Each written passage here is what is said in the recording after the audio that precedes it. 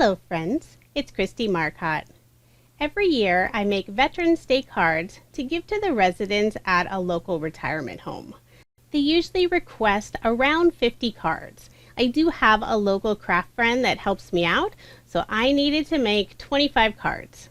I pulled out the Bella Boulevard Collection Kit. This is their Fireworks and Freedom collection.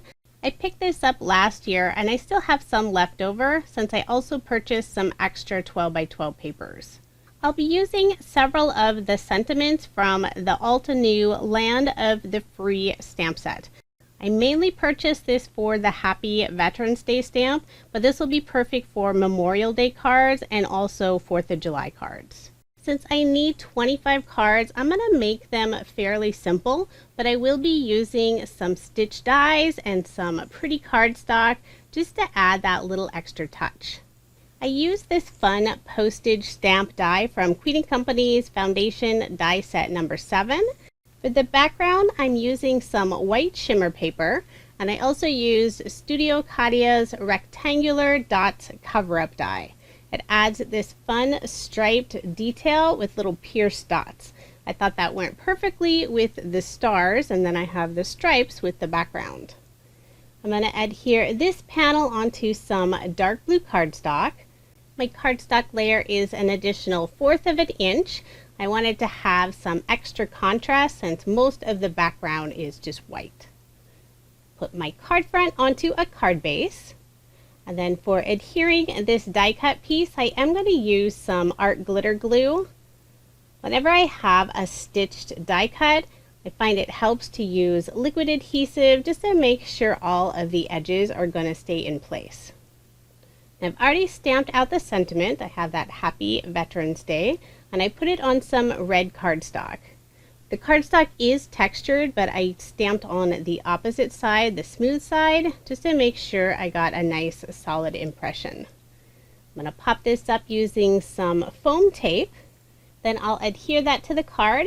And for some extra detail, I cut out 3 stitched star die cuts. And I use this beautiful iridescent cardstock by Tonic Studios. This is their Marina mist color.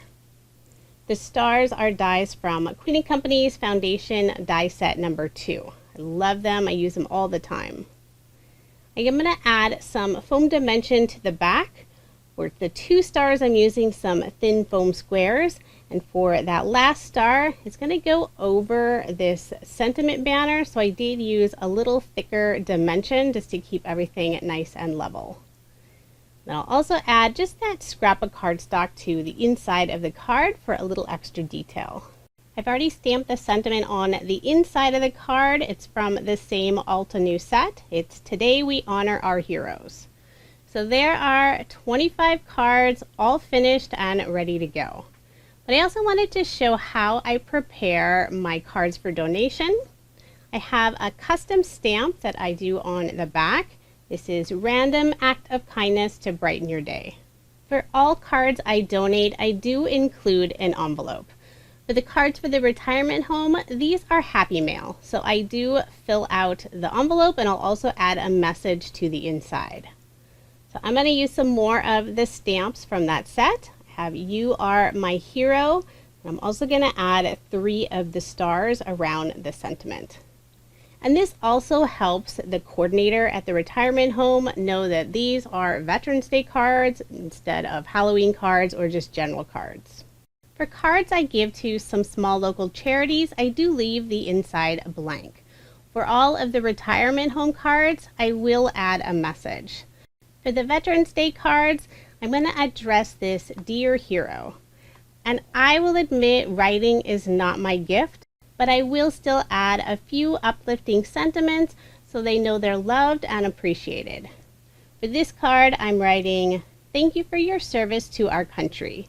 My family and I are truly grateful for all the sacrifices you made to protect our freedoms. You will never be forgotten. And then I will just sign this with my first name. I will write the same message in all 25 cards. And I also give cards for the other holidays, Halloween, Christmas, Valentine's. Generally, I do about 90 cards for each of the bigger holidays. And again, I'll write the same message inside each card. Of course, it would be a different message. I have one for Halloween, for Christmas, I have fall messages. I do save them in a file, and then I will repeat them every single year. Once I've written a message inside the cards, I have the back stamped, I have my envelope stamped. I can put my card inside the envelope. And this is where I like to use fun washi tape. I never adhere the glue on the envelopes. I just use a piece of washi tape. Makes it so much easier to open. When the cards are all finished, I'll box them up and drop them off at the nearby retirement home. Most of the homes right now are not accepting visitors, so I'll just drop these off at the front desk and the coordinator will pass these out to the residents. If this is something you are interested in, I would suggest contacting the nursing home or retirement home first. Ask them if it's something they have a need for or if there's any guidelines you need to follow.